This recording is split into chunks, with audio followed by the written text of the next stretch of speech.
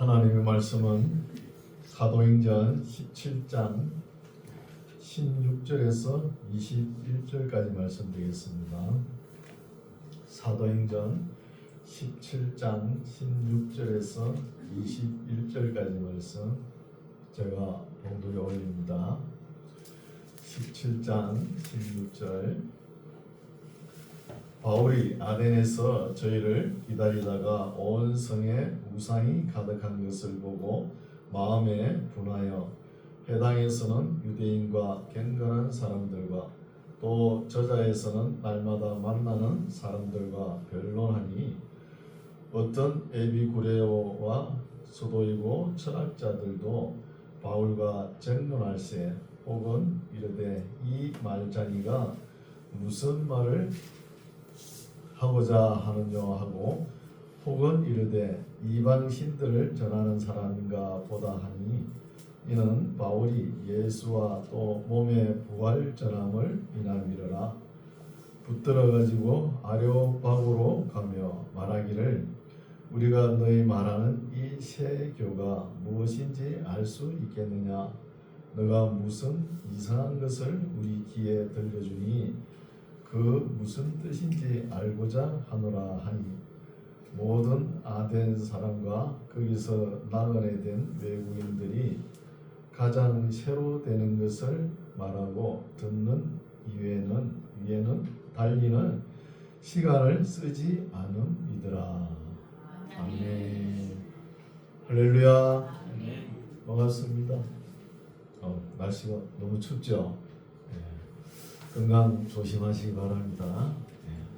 오늘 말씀은 이제 17장 말씀인데 2차 전도 여행이 계속 이어지는 말씀입니다. 2차 전도 여행이 본문을 살펴볼게요. 17장 1절 저희가 바울과 실라를 보고 이야기하죠. 저희가 안비볼리는 안비폴리스거든요. 강으로 둘러싸인 도시라는 뜻이에요. 그럼 아름다운 도시겠죠. 그리고 아볼로니아는 아폴로의 땅이라는 이름이에요. 그러니까 도시가 크지도 않고 읍 정도 됩니다. 읍 정도 조그마한 도시죠. 그리고 암보볼리아로 다녀가 데살로니가에 이르니 이 데살로니가 도시는 크죠. 오래된 도시예요. 한 300년 정도 된 도시거든요. 사도 바울이 여기에 도착했을 때는 오늘날 같으면 300년 됐다 그러면 가장 오래된 도시죠. 그런데 그때는 천년 고도를 이어지는 도시가 있었어요. 거기 비하면 신도시죠. 1000년이 넘는 도시도 있었으니까. 이 지형을 보면은 에게를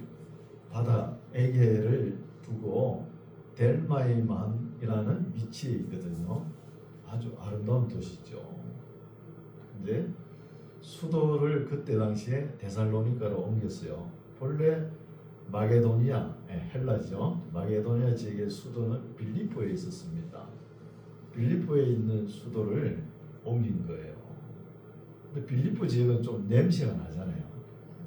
빌립보 도시를 세울 때 빌리포스, 알렉산더 대왕의 아버지 빌리포스라는 사람이거든요. 이 사람이 우리나라 세조와 같이 어린 조카 단종을 죽이고 임금이 된 사람이에요. 그리고 이제 그 빌리포스의 아들이 이어받아 해가지고 알렉산더가 왕이 되죠. 알렉산더 대왕이라고 그러지 않습니까? 근데 알렉산더가 죽고 난 뒤에 그 군부 세계에서 4명의 장군이 나타납니다. 카산더, 리시마커스, 안티고누스, 톨레미 이 4왕이 나타나가지고 알렉산더가 그 큰 땅, 헬라 제국을 차지한 땅을 다 나눠가진 거예요. 헬라 본토에는 카산더 그레이트라 해가지고 카산더 대왕이 차지하는 거예요. 이 카산더 대왕은 누구냐 하면은 알렉산더 대왕의 시다란 누이 동생의 남편이에요. 그럼 계매가 되겠죠, 그죠? 계매가. 근데 이 사람이 알렉산더 아들을 죽입니다. 싹을 딱 잘라버리죠. 그러면서 이 빌립보라는 지역이 피냄새가 나잖아요. 수도를 이 카산드 대왕이라는 사람이 옮깁니다. 데살로니카로. 근데 이 데살로니카 이름도 그 알렉산더 시다라는 누이 동생 이름이 살로니카예요. 카산드 대왕 자기 부인 이름을 따가지고 이렇게 데살로니카로 이렇게 지었어요. 그런 역사를 볼 수 있죠. 데살로니카에 이르니 거기 유대인의 해당이 있는지라. 그 당시에는 한 도시가 형성이 되면은 반드시 유대인을 초청하는 거예요. 유대인을 왜 초청하느냐 하면 유대인이 이상하게 들어가는 데마다 무역이 발달되고 금융업이 발달되는 거예요. 그게 왜 그러냐 하면은 유대인들이 온 세계 곳곳에 나라가 없어가지고 흩어져 살잖아요. 흩어져 사니까 나라가 없는 서름이 얼마나 아플까요? 그래 어떻게 하든지 살아남아야 되겠다 이런 마음을 가진 거예요. 그래서 처세술이 아주 발달되어 있는 거예요. 어딜 가나 처세술 비결로 잘 살아가는 거예요. 유대인들이 어디로 가나 잘 살지요. 그리고 유대인들의 지혜 문서 있잖아요. 탈무도 그거 엄청나잖아요. 75kg나 되는데요. 장정이 짊어지고 가기도 힘들죠. 그 전부 다 지혜, 처세술이에요. 처세술. 그런 것을 볼 수 있죠. 유대인의 해당이 있는지라 바울이 자기 규례대로 저희에게로 들어가서 새 안식일에 성경을 가지고 강론하며. 이 말씀도 우리가 잘 새겨봐야 되겠죠. 바울이 자기 규례대로 유대인들이 모여있는, 유대인들이 자주 모이는 곳이 매주마다 안식일을 지키기 위해서 모이잖아요. 근데 여기에 이렇게 새 안식이라는 단어가 나왔다 그래가지고 안식교회는 바울도 안식일을 지켰다고 이렇게 빡빡 우깁니다. 근데 사실 자세히 살펴보면 그게 아니에요. 그러면 바울이 안식일을 지키고자 하면은 이렇게 번역을 안 했을 거 아니에요. 율법에 따라 이렇게 번역을 했을 거 아닙니까? 여기는 뭐예요? 자기의 규례대로 했잖아요. 그러니까 바울이 복음을 전하려고 그러면 항상 유대인 해당에 들어가잖아요. 들어가면은 바울 자기가 이렇게 규례대로 정한 것이 있는 거예요. 그 규례를 따라 안식일 날 유대인들이 모인 곳에 들어간 거예요. 그럼 해석이 좀 다르잖아요, 그죠? 근데 안식교는 바울이 안식을 지키니까 왜 안식일을 안 지키냐고 이렇게 주장하는 거예요. 근데 상세히 살펴보면 안 맞습니다. 다시 읽을게요. 보시오. 2절 바울이 자기의 규례대로 그럼 율법을 따라서 지키려면 안식일을 지키고자 하면은 율법을 따라 이런 말을 기록했을 거 아닙니까? 자기 규례대로 저희에게로 들어가 유대인들이 모여있는 곳에 들어가서 새 안식일이라 그러면 작게는 16일부터 되죠. 그죠? 또 제대로 지키면 21일 되잖아요. 그죠? 16일에서 20일 사이 새 안식일에 성경을 가지고 강론하는 거예요. 이 새 안식일이 왜 중요하면은 이제 2차 전도 여행 때 데살로니가 우리가 사도 바울의 서신서를 볼 거거든요. 근데 새 안식일 날 바울이 말씀을 선포했는데 이것이 교회가 되는 거예요. 교회가 되니까 좀 부실하죠. 불안한 겁니다. 근데 새 안식일에 성경을 가지고 강론하는 거예요. 유대인 해당에 들어가서. 그럼 다른 거 안 하죠. 뭐 복 준다, 잘 된다, 성공한다 이런 말 안 합니다. 하나님의 말씀을 강론하는 거예요. 이게 중요한 것이죠. 강론하며 뜻을 풀어 그리스도가 해를 받고 죽은 자 가운데서 다시 살아야 할 것을 증명하고. 이때 성경 말씀은 구약 성경입니다. 구약 성경에서 메시아에 대한 예언이 있지 않습니까? 예수님에 대한 그것을 풀어가지고 성경과 역사를 비교해가지고 그리스도를 증명하는 거예요. 그리스도를, 메시아를 증명하고 이르되 내가 너희에게 전하는 이 예수가 곧 그리스도라 하니 그 중에 어떤 사람 곧 경건한 헬라인의 큰 무리와 적지 않는 기부인도 고난을 받고 바울과 실라를 쫓으나 그걸 믿는다는 말씀이잖아요. 그러나 유대인들은 시기하여, 이게 항상 문제죠. 유대인들이 하나님에 대해서 좀 알죠. 유대 율법 가지고 좀 압니다. 조금 아는 거 가지고 자기 생각이 굳어져 버린 거예요. 그럴 수 있습니다. 우리도 신앙을 처음에 가질 때 참 하나님 말씀이 옳고 참 진리라는 거 받아들이잖아요. 거기에 머물면 안 됩니다. 더 무한한 세계에 하나님 말씀이 있는 거예요. 그게 딱 굳어가지고 그 이상 그 이하도 내려가지 않고 그대로 있는 사람이 있어요. 이게 문제인 거예요. 유대인들이 그런 생각에 고정관념에 탁 사로잡혀 있으니까 어느 누구하고도 대화가 안 됩니다. 대화가 안 되는 거예요.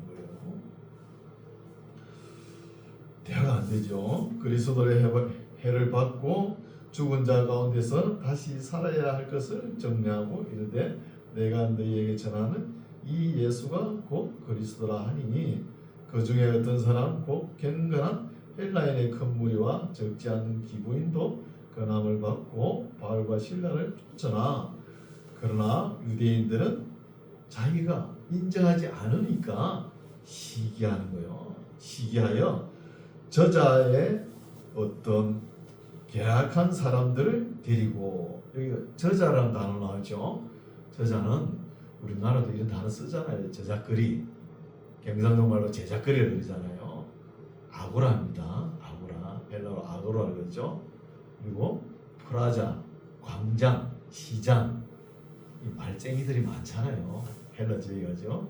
말을 막 하고 싶어가지고 광장 이런 문화가 발달되어 있는 거예요. 저자의 어떤 계약한 사람들을 데리고 아마 조직 폭력배 이런 사람들을 데리고 때를 지어 성을 소돔케 하여 야손의 집에 달려들어. 이 야손이라는 사람이 나오는데 로마서 끝부분에 보면은 아마 사도 바울의 친척이지 않나 이렇게 나오거든요. 그러니까 바울이 신라하고 친척되는 야손의 집에 들어가서 누워 잤다는 거예요.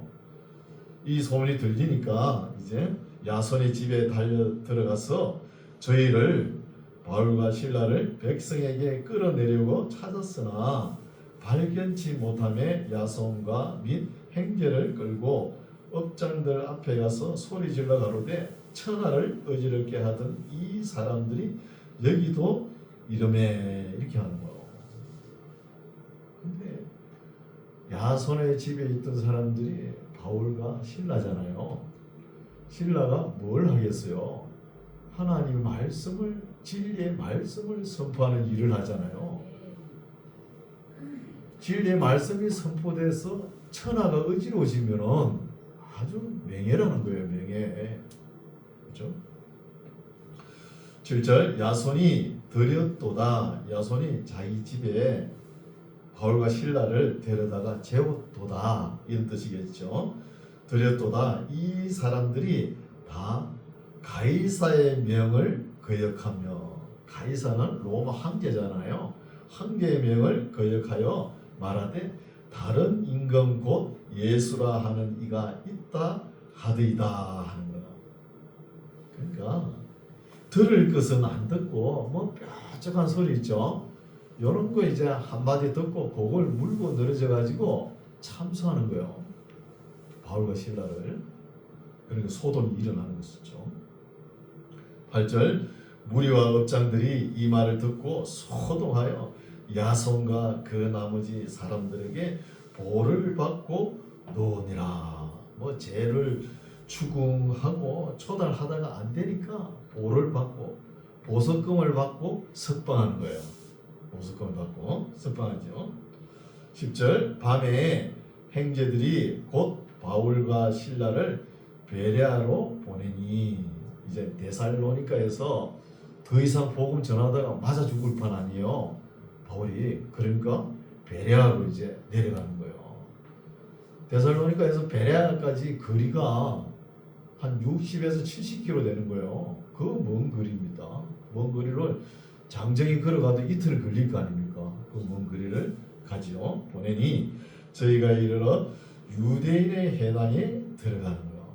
바울이 항상 유대인의 해당을 찾죠. 왜 찾냐 하면 해당에 가면 항상 유대인들이 뭐 안식일날도 모입니다.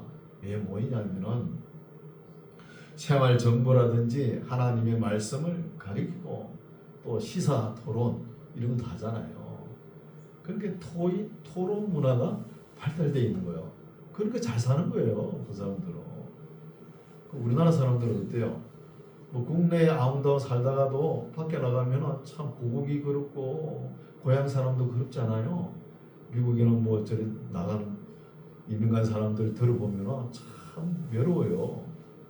뭐 한국에 살아도 외롭지만 오늘 시대는 외로우니까 고국 사람 한 만나면 얼마나 기뻐요.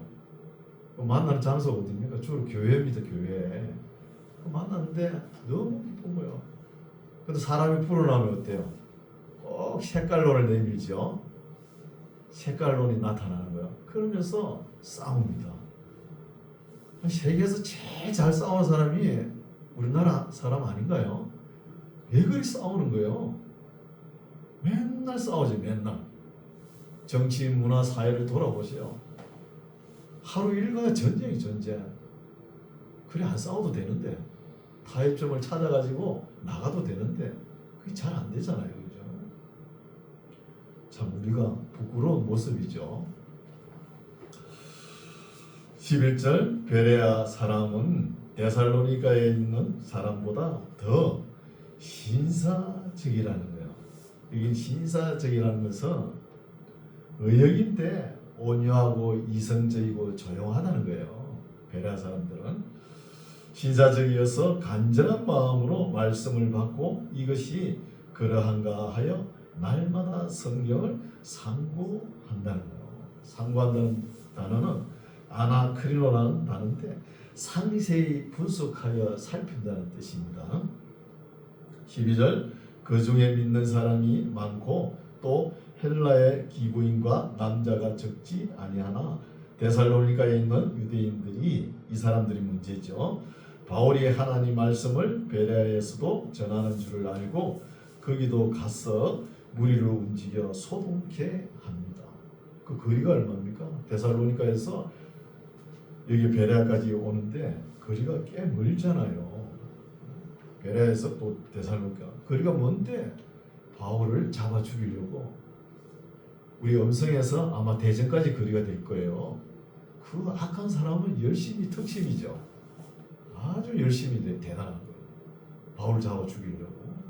그래서 또 소동을 일으킵니다.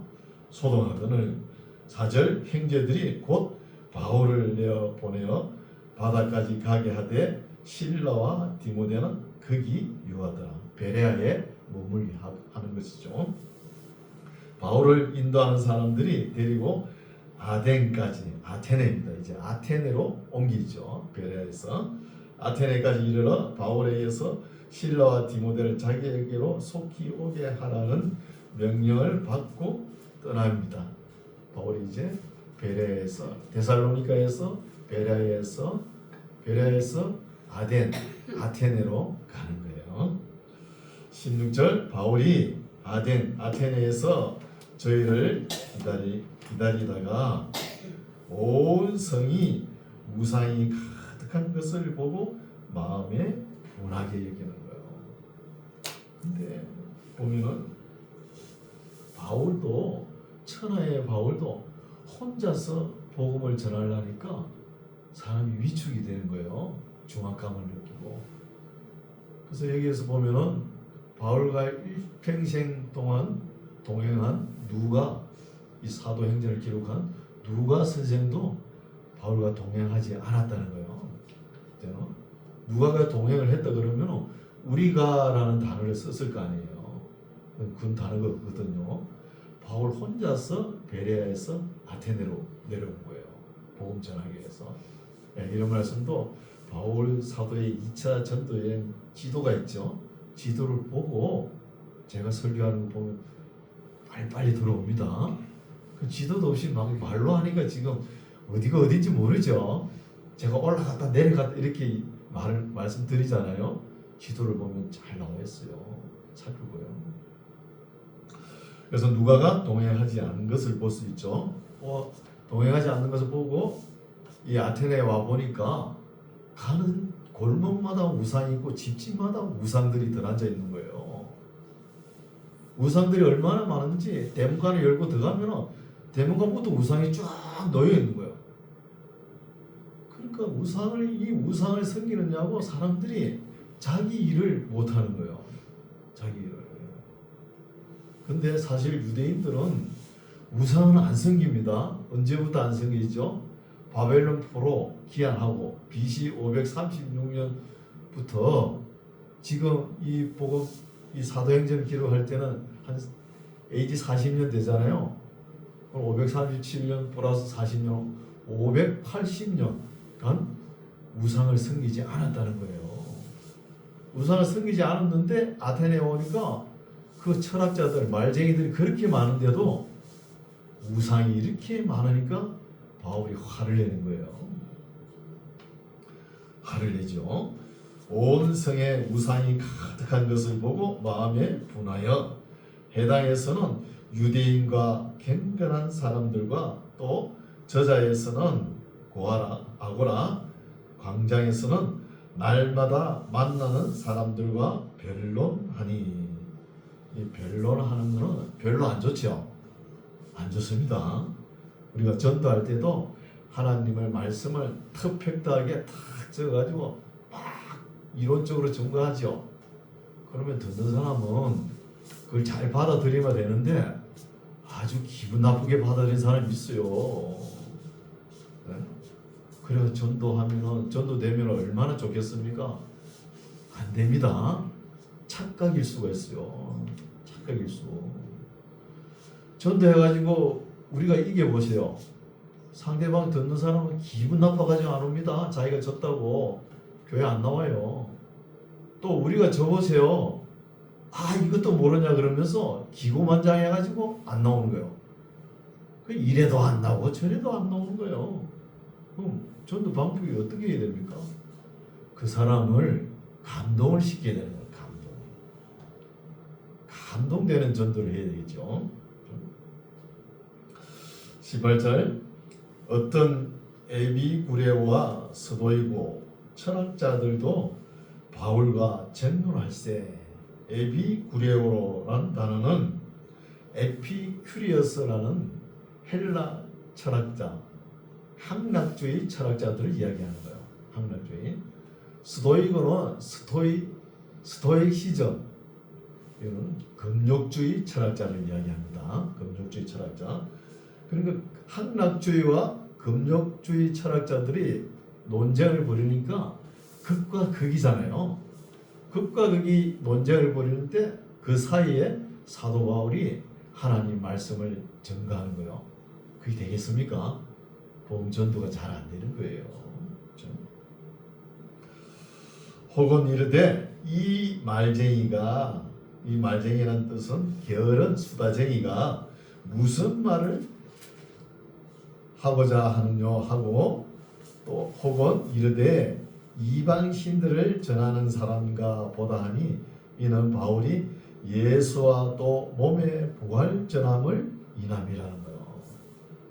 이것도 살펴보면은 헬라 철학이 어때요? 왜 철학을 하는 거예요? 사람이 죽는다는 거예요. 죽음이 없으면 철학을 할 필요가 없는 거예요. 헬라 그 말쟁이들이 사람이 아프고 슬프고 괴롭고 두려워서 죽는 거예요. 죽으니까 철학을 한 600년, 700년 지금 해온 상태예요. 철학을 해와가지고 우리 본질이 본능적으로 아, 죽음이 있구나. 이걸 인정하면 철학을 할 필요가 없는 거예요. 죽을 당시에 되면 그냥 사람이 두렵고 슬프고 아프다는 거예요. 그렇기 때문에 철학을 하는 거예요.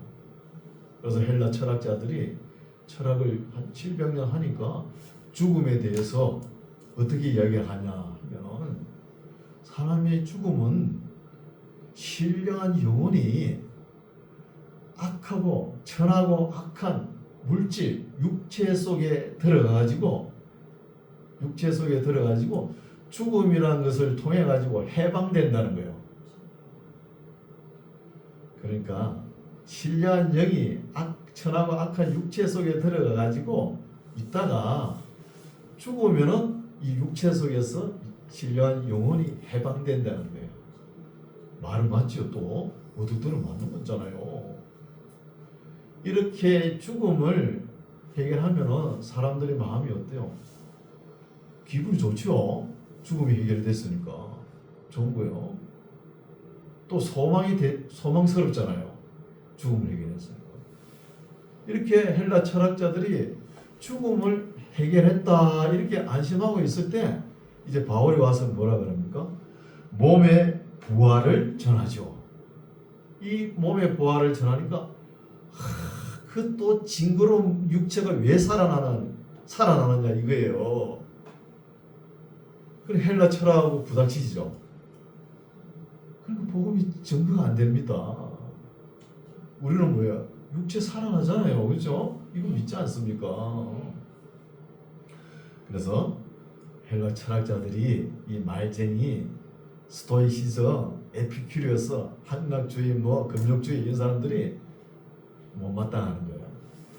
봐도 여기 바울이 전하는 거, 몸의 부활 전함을 인함이라, 이 말은 빈정거리면서 못마땅한 투로 이야기하는 거예요.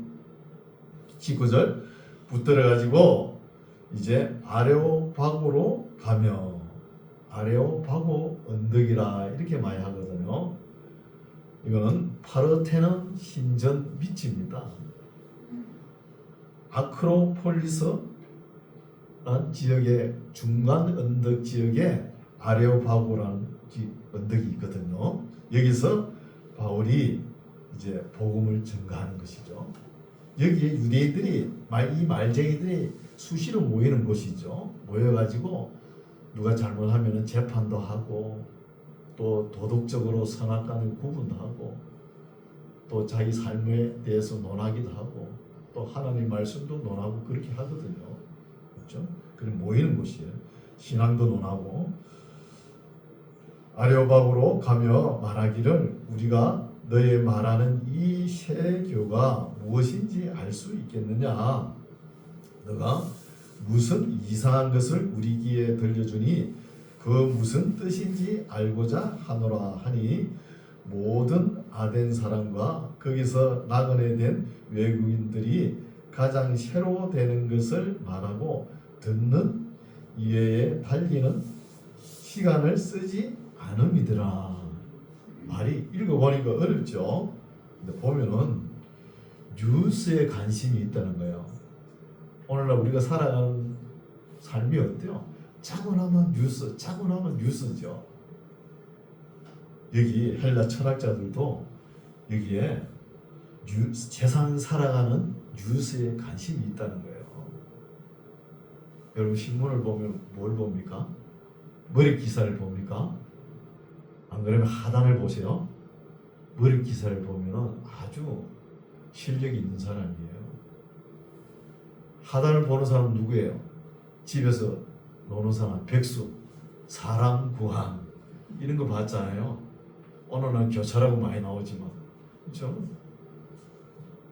그래서 저도 뉴스를 봅니다. 그럼 목회자는 세상 돌아가는 것도 알아야 되는 거예요. 뉴스를 봐요. 그 TV도 좀 보거든요.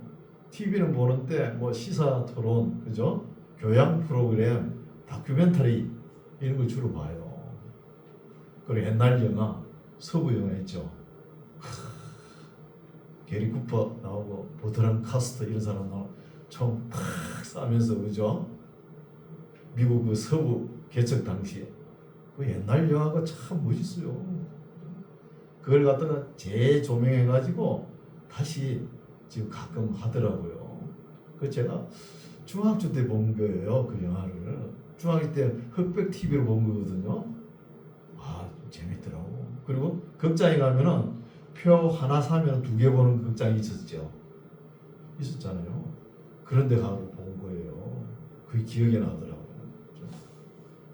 추억으로 보는 것이죠. 추억으로. 21절 모든 나라의 사람과 거기서 나가된 외국인들이 가장 새로워되는 것은 여기 뉴스죠. 그것을 말하고 듣는 위에 달기는 시간을 쓰지 않음이더라.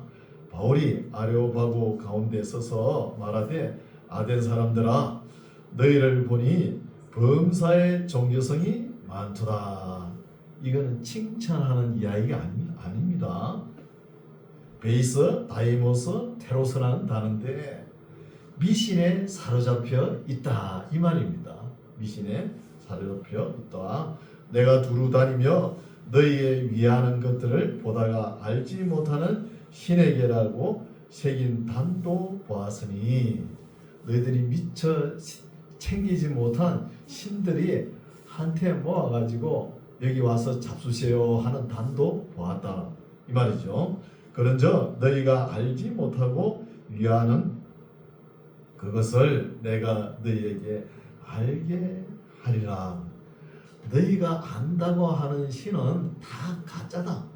가짜니까 내가 너희 이제 알지 못하는 신을 알게 하는 분이 한 분이 계시다. 그분이 진짜 신이다. 이렇게 바울이 말은 바로 했죠. 말은 그럴듯하게 했는데 헬라 철학자들이 아무 관심이 없어요. 관심이 없는 거예요. 그러니까 복음이 증거가 안 되는 것이죠. 24절 우주와 그 가운데 있는 만유를 지으신 신께서는 천지의 주제신이 손으로 지은 전에 계시지 아니하시고 우주 만물을 지으신 하나님은 너희가 조그마한 손으로 지은 그런 신전에 계시지 않는다는 거예요. 그렇게 작은 신이 아니다 이 말이죠. 26절 25절 또 무엇이 부족한 것처럼 사람의 손으로 섬김을 받으시는 것이 아니니 이는 만민에게 생명과 호흡과 만물을 친히 주시는 자이심이라. 다 주시는 분이지 너희들이 신을 돕겠다고 조금 도와주는 거 그거 얻어먹고 행편이 펴지는 베이는 그런 신이 아니다 이 말이잖아요. 얼마나 우주 만물을 지으신 우리 하나님인데 사람이 손으로 조금 도와준다고 행편이 펴이고 그런 신입니까? 아니잖아요. 다 주시는 것이죠. 이렇게 바울이 소개하는 것이죠. 26절 인류의 모든 족속을 한 혈통으로 만드사 온 땅에 거하게 하시고 저희의 연대를 정하시며 시간과 공간을 정하시는 것이죠. 정하시며 그 거주의 경계를 하나셨느니라. 그러니까 우주 만물을 지으시고 사람이 살아갈 수 있는 공간을 시간과 공간 경계를 제한적이라는 것을 이야기하는 거예요. 그래서 사람은 유한한 존재라는 것이죠. 유한한 존재니까 존재인 것을 인식하게끔 하는 것이죠. 인식하게끔. 27절 이는 사람으로 하나님을 혹 더듬어 찾아 발견케 하려 하심이로되 그는 우리 각 사람에게서 멀리 떠나 계시지 아니하도다. 우리 하나님은 찾을 만한 곳에 계십니다.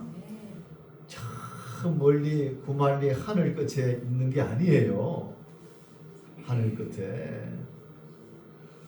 28절 우리가 그를 힘입어 살며 기도하며 있느니라. 너희 시인 중에 또 어떤 사람들의 말과 같이 우리가 그의 소생이라 하니 이와 같이 신의 소생이 되어선저 신을 금이나 은이나 돌에다 사람의 기술과 고안으로 새긴 우상을 말하죠. 새긴 것들과 같이 여길 것이 아니니라는 거예요. 사람의 조그마한 손으로 새길 그런 신이 아니다라는 것입니다. 30절 알지 못하던 시대에는 하나님이 허물지 아니하셨거니와 이제는 어디든지 사람을 다 명하사 회개하라 하셨으니 이는 정하신 사람으로 하여금 천하를 공의로 심판할 날을 작정하시고 이에 저를 죽은 자 가운데서 다시 살리신 것으로 모든 사람에게 믿을 만한 증거를 주셨음이니라 하니라. 이러면서 예수님을 소개하죠. 아레오바고 언덕에서 소개를 하는 거예요. 32절 저희가 죽은 자의 부활을 듣고 혹은 기롱도 하고 조롱하고 농담식으로 받아들이죠. 바울은 복음을 전가하는데 말쟁이들이 기롱도 하고 혹은 이 일에 대하여 너 말을 다시 듣겠다 하니 다시 한번 들어보자 이러면 못 믿는 거잖아요. 그러니까 바울이 복음에 열매가 없는 거예요. 열매가. 33절 이에 바울이 저희 가운데서 떠나매 이제 떠나야죠. 뭐 열매도 없는데 떠납니다. 어디로 가느냐? 고린도로 가는 거예요. 고린도로 떠나매 몇 사람이 그를 친히 믿으니 바울이 전하는 것을 믿으니 그 중 아레오파고 가는 디오누시오와 다말이라 하는 여자와 또 다른 사람들도 있었더라. 그래서 아주 열매는 없는 건 아니죠. 몇 사람만 바울이 전한 복음을 믿는다는 것이죠.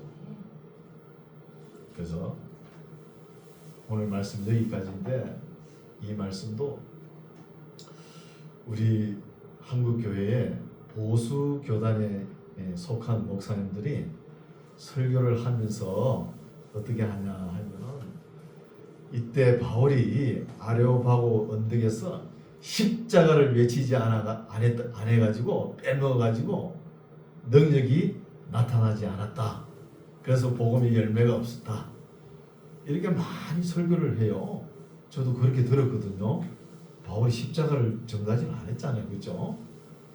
그런 줄 알았더니 상세히 읽어보니까 그게 아니에요. 또 왜그러냐 하면은 이 헬라 지역은 철학자들이잖아요. 발쟁이잖아요. 그죠? 모이면 변론하고 논쟁한 사람들인데 그러니까 복음을 받아들여야 될 대상자들이 잘못됐다는 거예요. 대상자들이. 그럼 많이 배우면은 예수 잘 믿을 줄 아시죠? 더 못 믿어요. 아주 아무것도 모르는 사람들이 더 잘 믿어요. 그 자기 조금 아는 거 그 머리 믿고 안 믿는다는 게 교회 안 나오잖아요. 잘. 그래서 복음을 받을 대상자가 되지 않았다는 거예요. 자세가 되지 않았다는 것이죠. 그래서 오늘날도 우리가 목회자들이 교회 개척을 하잖아요. 뭐 10월 이런데 처음에 개척을 할 때 십자가를 딱 걸어놓고 종을 땡땡 치면 사람들이 올 것이다. 착각입니다. 안 와요. 모르겠어요. 초대교회는 우리나라 복음이 들어와서는 통했을지 모르지만 지금은 안 통하죠. 십자가 걸어놓고 종 친다고 십자가에 뭐 능력이 있는 줄 알고 아니에요. 능력이 있는 게 아닙니다. 능력이 있다 하면 그게 미신일 수 있어요.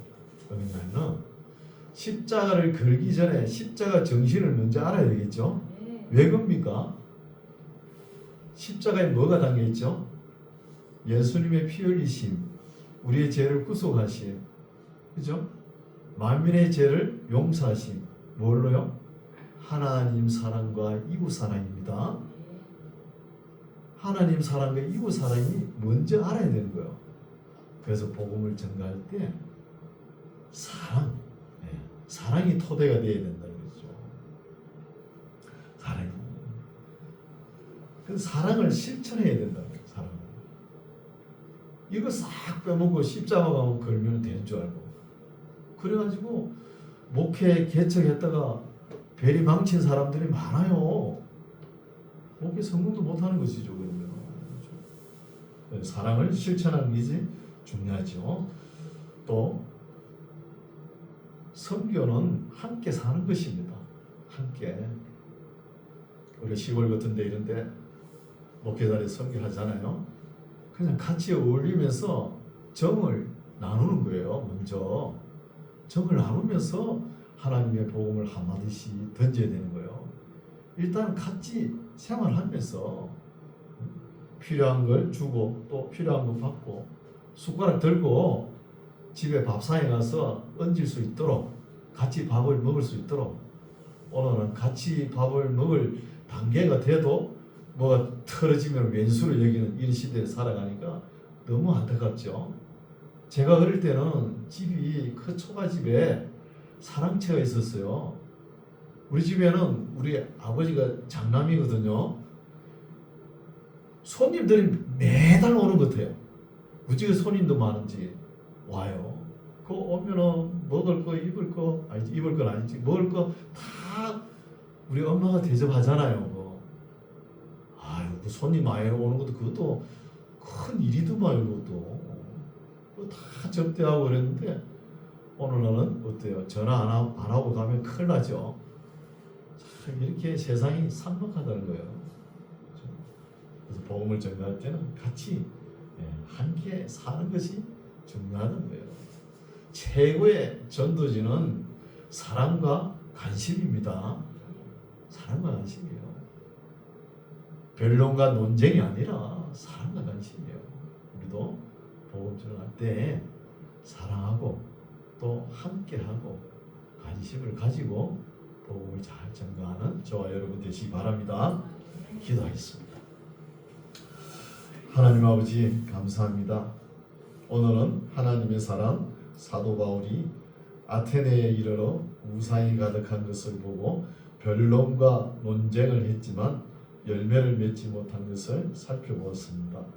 그 당시 사람들은 마음에 복음이 들어가지 않았지만 오늘날은 그리스 정교회로 기독교 나라로 변화된 것을 볼 수 있습니다.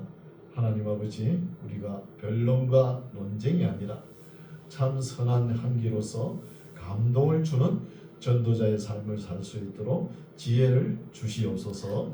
예수님 이름으로 기도드립니다.